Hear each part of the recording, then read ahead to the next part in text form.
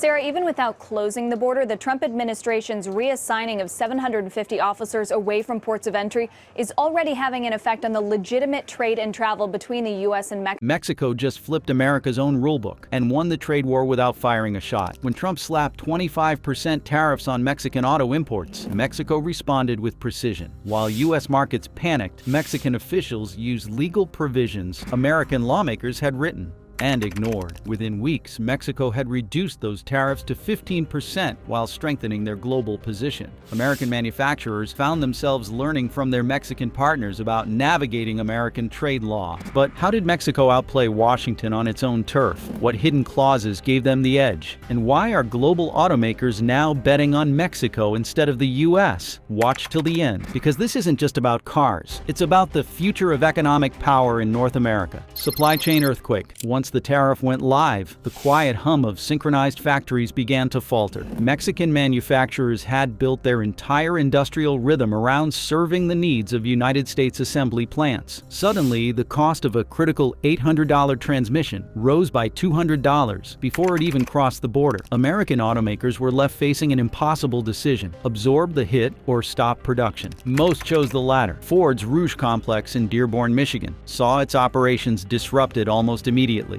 It had long depended on components from Hermosillo. Without them, the assembly line stopped cold. General Motors Flint Assembly, known for its heavy-duty trucks, was left without transmissions from Silao. These were not generic parts. They were engineered with precision for specific models and could not be replaced easily. Stellantis, producing Ram trucks in Warren, faced similar chaos. Dozens of categories of parts, including highly technical modules, were suddenly inaccessible or unaffordable. Even large Tier 1 suppliers such as Magna and Aptiv, operating massive facilities just south of the border, could not escape the collapse. And smaller suppliers, especially machine shops in Indiana and Illinois, were pushed into crisis. They had no fallback plan. Their entire livelihood was anchored in contracts with Mexican assemblers. When those orders vanished, so did their solvency. The pressure spread quickly, turning logistical choke points into financial black holes. Market meltdown accelerates. Markets, cold and efficient, responded with unflinching precision. Within 1 week, the S&P 500 Automotive Index lost over $67 billion in value. This was not speculative panic. It was structural revaluation. Ford shares fell from $51.37 to $46.82. General Motors slipped to $38.91. These were not just dips. They were readjustments to a harsher new reality. Suppliers felt the heat too. Nucor, America's steel giant, declined by nearly 5%. Alcoa, deeply tied to automotive aluminum, dropped over 6%. With both United States and Mexican manufacturers slowing or halting production, demand for raw materials vanished overnight. J.B. Hunt Transport Services, a major logistics player, lost nearly 9% of its stock value as freight volumes collapsed across North America. Consumer-facing consequences arrived just as fast. New car inventory, already thin, evaporated. Popular models disappeared from dealership lots. Prices spiked. Customers who had expected to walk in and drive away were now waiting weeks, even months. Many turned to the used market, triggering a 3.4% increase in the Manheim Used Vehicle Index, the steepest climb in over a year. Almost half of all prospective buyers reported rethinking their purchases due to unstable pricing. The economic landscape had changed permanently, but the root of the damage was something deeper, something few executives were willing to admit. The integration illusion Shatters. What had once been called North American unity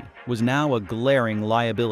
Every boardroom from Detroit to Tokyo had endorsed supply chain integration. It reduced waste, it cut costs, it improved time to market. But the 25% tariff exposed the one truth they had ignored. Integration requires trust, and trust, when replaced by protectionism, becomes fragility. The United States-Mexico-Canada agreement had done its job. It pushed manufacturers to keep 75% of their vehicle content within North America. Automakers complied, reshaping including their sourcing, their engineering, and their logistics. That very compliance made them easy targets when policy turned. The same rules they had celebrated now served as chains around their operations. Engineers could not just call new vendors. The parts they needed had been custom designed in collaboration with Mexican teams. Testing, certification, and tooling were not overnight fixes. They required years. Even if alternate manufacturers could be found, those partners would not have the institutional knowledge or real-time collaboration that Mexican factories had cultivated over time.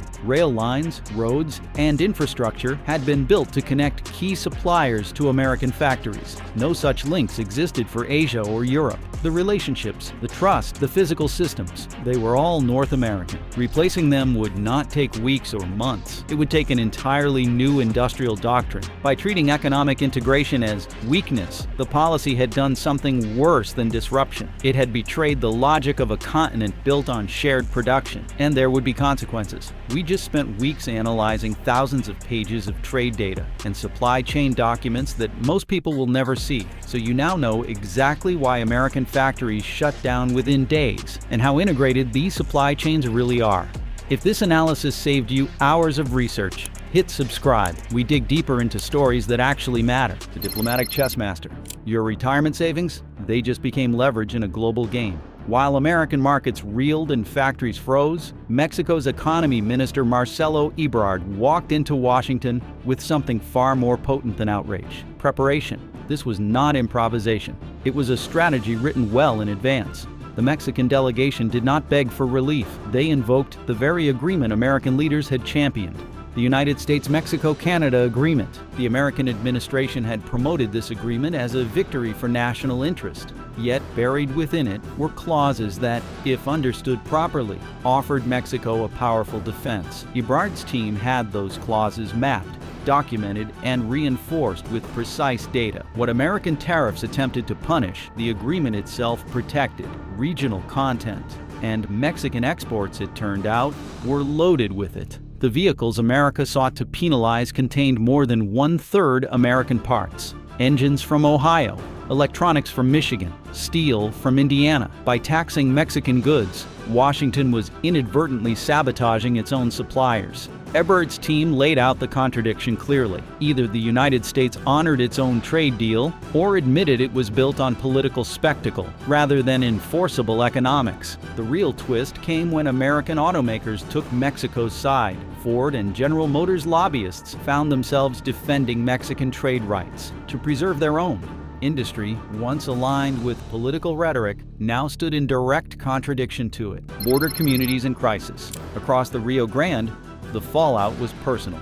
Rosa Martinez, building wiring harnesses in Juarez for Ford's best-selling trucks, found herself staring down furloughs with no clear end. In El Paso, Frank Rodriguez managed cross-border logistics until those systems buckled under tariff pressures. The rhythms of daily life in these binational communities were disrupted by a trade decision made thousands of miles away. Production halts rippled outward. In Tijuana, nearly 9,000 workers tied to Hyundai's assembly operations faced cutbacks. Local businesses, from taco stands to hardware stores, had built their livelihoods around stable manufacturing schedules. With that stability gone, entire neighborhoods slipped into economic uncertainty. On the American side, Grand Rapids felt the strain. Johnson Controls, supplying interior components for Mexican plants, had to suspend operations. Hundreds of American jobs evaporated not because of competition, but because of disrupted cooperation. These were jobs built by integration, now undone by isolationist policy. Families like the Rodriguezes, one sibling in Silao, another in Arlington, saw work and relationships strained across an increasingly politicized border. Meanwhile, universities that had designed curricula around North American integration scrambled to remain relevant. For these workers, engineers, and educators, the consequences weren't theoretical. They were hourly, measurable in missed paychecks, stalled shipments, and canceled futures. And through it all, another strategy was unfolding. The 15% victory. The breakthrough came quietly. On May 20th, 2025, Ebrard announced that the average tariff on certified Mexican automotive exports would drop from 25% to 15%. It was not full relief, but it was a calculated win. A win earned not through political pressure, but through superior mastery of trade law. Mexico had spent months preparing detailed documentation of regional content, proof that their vehicles weren't just assembled in Mexico, but co-produced by North American supply chains. While many American firms flailed, Mexican operations submitted complete certification packages within days. Nissan's Aguascalientes facility, for example, had already digitized its content tracking. By the time others asked how to respond, Nissan was filing for tariff reductions. The 15% rate was not just a discount, it was a statement. Mexico had used America's own rules better than America. More critically, it had reframed the entire trade narrative. Mexican exports were no longer foreign threats. They were evidence of shared production and mutual dependency. This shift stabilized the industry faster than analysts expected. Factories that had braced for layoffs began cautiously restoring shifts. Used vehicle prices, which had spiked after production halts, began easing as new supply trickled back into circulation. In this round of economic brinkmanship, Mexico had not just survived. It had outmaneuvered, and that recalibration had effects that extended far beyond the financial pages. Cultural resilience emerges. What remained when the politics cleared was not just a rebalanced economy, but a reaffirmed identity. The Ford plant in Hermosillo had weathered the storm not simply through logistics, but through loyalty. Engineers in Michigan who had worked alongside Mexican colleagues for over a decade doubled down on collaboration. The plant could not be easily replaced, and neither could the people. Local economies mirrored that determination. Businesses that had braced for collapse began rebuilding. The Hermosillo Chamber of Commerce, once drafting recovery strategies, pivoted to growth planning. Behind the numbers were workers who had adapted, improvised, and held the system together. Cross-border professional relationships grew stronger.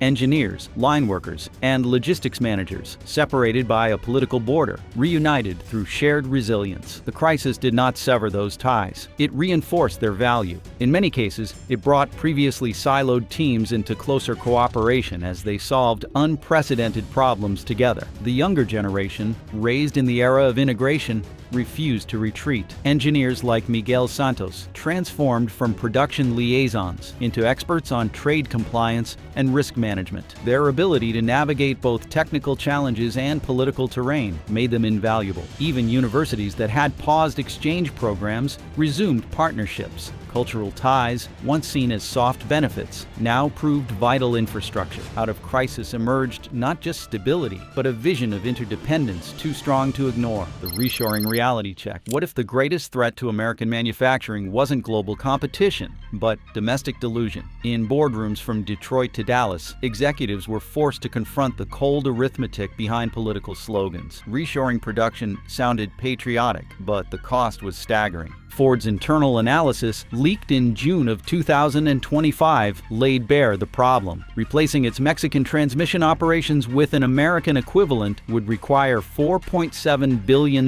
in capital and over 3 years to reach full capacity. Even then, unit costs would remain 32% higher than in Mexico, pricing American-made vehicles out of global competitiveness. General Motors faced an even tougher challenge. Their Silao facility had been built as a multi-market hub, serving not just the United States, but Canada, South America, and parts of Asia. Bringing that production home would mean retreating from critical export markets that generated billions annually. The skills shortage made matters worse. Mexico's workforce had developed precision skills over decades. In the United States, community colleges had shifted toward healthcare and service industries. Reviving industrial expertise wasn't a matter of training alone. It was rebuilding an entire educational pipeline. States like Michigan scrambled to revive long-abandoned programs. Stellantis discovered that converting its Warren truck plant would halt operations for 8 months. The promise of new jobs came only after thousands were lost during the transition. The math was not just brutal, it was inescapable. And while America struggled to rewire its production base, global competitors made their next move. Global players capitalized. As American firms struggled, international automakers seized the moment. Toyota didn't waste a second. They doubled down on a dual-front strategy, using Georgetown, Kentucky to insulate against tariffs while keeping its Mexican operations active for global exports. Their flexibility became a strategic weapon. Hyundai's approach was even more assertive. the South Korean automaker announced $2.1 billion in diversified global investments. Alabama received expansion funds, but so did potential sites in Eastern Europe. The goal was clear: never let any single trade dispute control production again. China's BYD saw the opening. With electric vehicles at the center of their expansion plan, they began scouting assembly sites in Canada and Mexico, well within the United States-Mexico-Canada Agreement framework. Final assembly inside North America, even with Chinese parts, could bypass tariffs. The strategy was legal and brilliant. European manufacturers like BMW and Mercedes-Benz leaned on premium branding. They wagered that wealthy buyers would accept higher prices tied to tariffs. Meanwhile, they quietly strengthened their North American supply chains to reduce dependency. Stellantis began globalizing its crisis response. With a footprint in Europe and North America, it developed platforms capable of regionally customized sourcing. Volkswagen responded with design changes that allowed vehicles to use components from multiple countries. By the third quarter of 2025, Toyota's United States market share had risen by 1.3%. Hyundai gained nearly 1%. Global players weren't just surviving America's trade war, they were rewriting the global playbook. And then the electric future ran into a wall. Electric vehicle revolution stalled. This was supposed to be America's moment. The electric vehicle wave had momentum, investment, and political support. But the trade war changed everything, turning strategy into uncertainty and leadership into limbo. Tesla had announced plans for a major expansion into Mexico. Now those plans were frozen.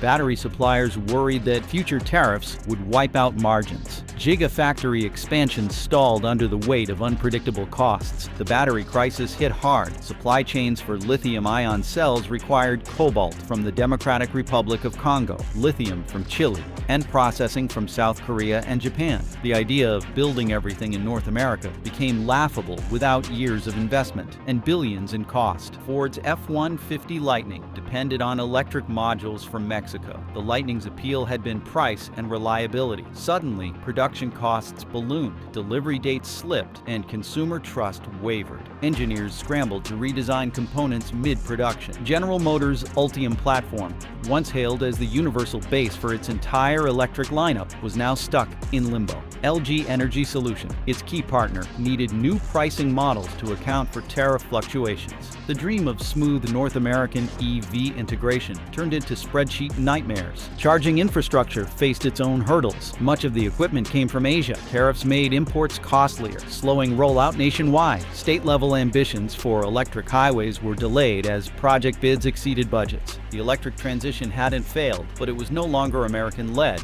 In fact, the market began reacting before politicians could. Financial markets recalibrate. Wall Street responded with speed. $67.4 billion in value vanished from automotive sector stocks in just weeks. But this was not volatility. It was repricing. Political risk, long considered secondary, now sat at the heart of valuation models. Pension funds felt it first. The California Public Employees Retirement System reported a loss of $3.2 billion in assets due to automotive exposure. That triggered internal reviews, benefit adjustments, and fiscal recalculations that affected millions of public workers. Regional banks in manufacturing towns reported rising delinquency risks. Small machine shops and parts suppliers defaulted on loans. Commercial lending froze as institutions began treating entire sectors as unstable if they relied on global sourcing. Credit costs rose. Insurance premiums spiked. Policies that once protected against natural disasters now had to account for political disasters. Business interruption coverage for trade-exposed firms became prohibitively expensive. Currency markets shifted next.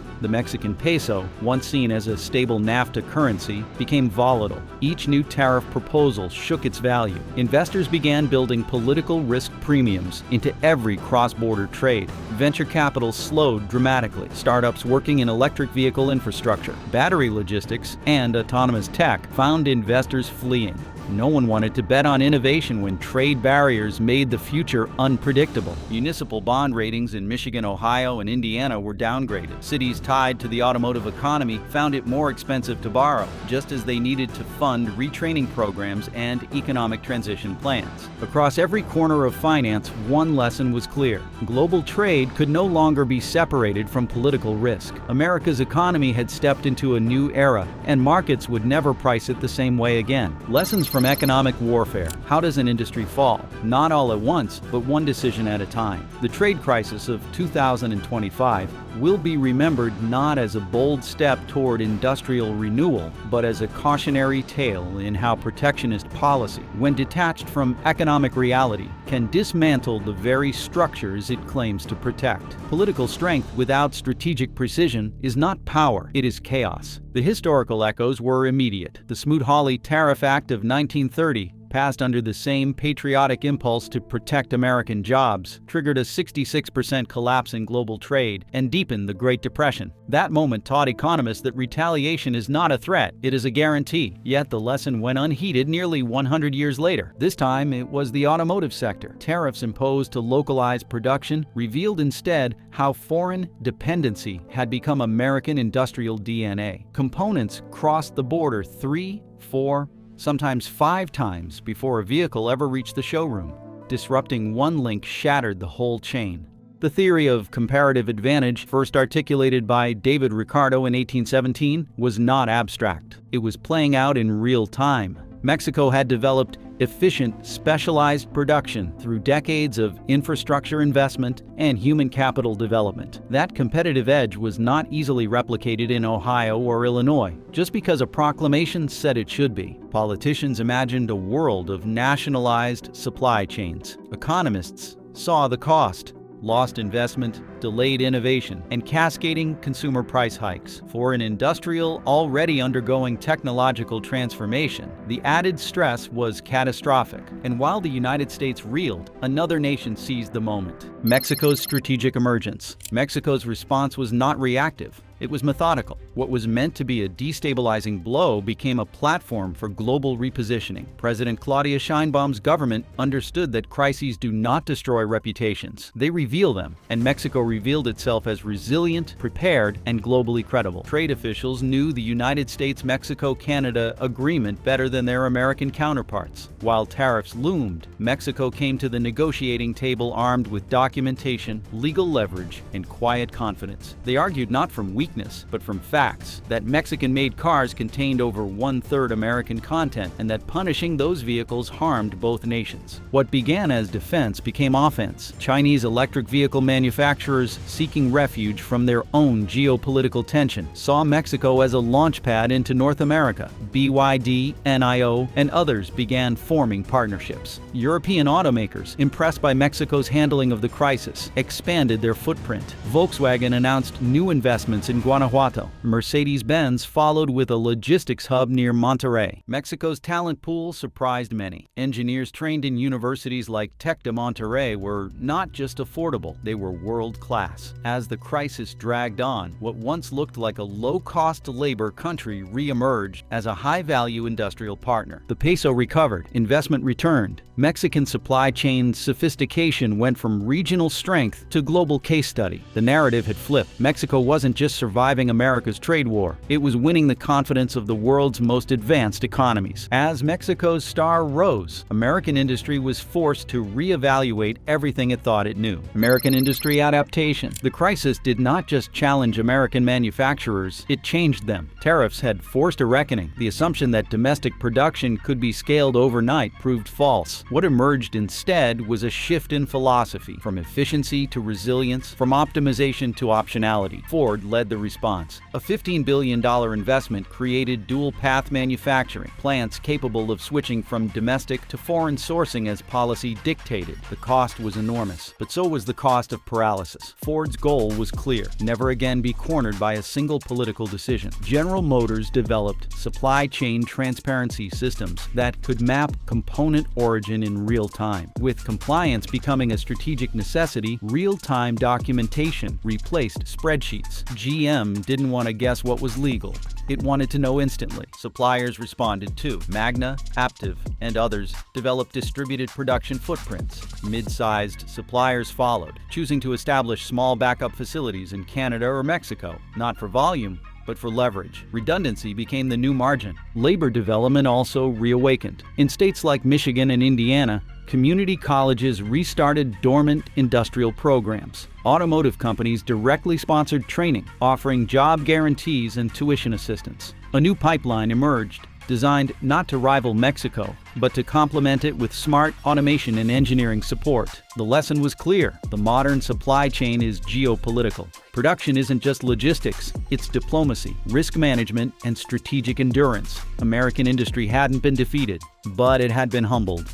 And the final judgment was yet to come. The 2026 reckoning. The clock is ticking. The review of the United States-Mexico-Canada Agreement in the year 2026 is not a technicality. It is a referendum. A referendum on whether North America will emerge from the crisis as a bloc or dissolve into a patchwork of protectionism. Mexico enters the talks emboldened. It did everything right, upheld regional content rules, attracted investment, and stabilized supply chains. Its diplomats arrive not as junior partners, but as equals, backed by industry, data, and results. For American manufacturers, the urgency is existential. Tariffs had exposed their vulnerability. Now they need Washington to deliver predictability. Without a rules-based framework, no strategy, however smart, can survive. Canada, interwoven with both sides, prepares to defend integration. Ottawa has already floated proposals to include electric vehicle incentives, climate provisions, and labor protections as guardrails against future disruption. They know what fragmentation would cost. Unions, burned by past exclusion, are coordinating. United Auto Workers, Unifor, and Mexican labor groups are sharing data and demands. For once, workers across borders are united in calling for a sustainable, fair, and cooperative agreement. Environmental groups are pushing hard to link trade policy with clean energy goals. They argue that without integration, electric vehicle scaling will fail, sabotaged by supply gaps and regulatory mismatches. This review won't just write rules, it will write futures. Global manufacturers are watching, markets are bracing, and across 3 nations, workers are hoping. The lessons of 2025 are now tools. Whether they are used to build prosperity or ignite another economic war depends on what happens next. Will clean energy and trade policy finally align, or clash again and stall progress? Can electric vehicles scale without collapsing under supply and regulation pressure? The future is being written now. Drop your take in the comments. We're listening. Thanks for watching, and stick around for what comes next.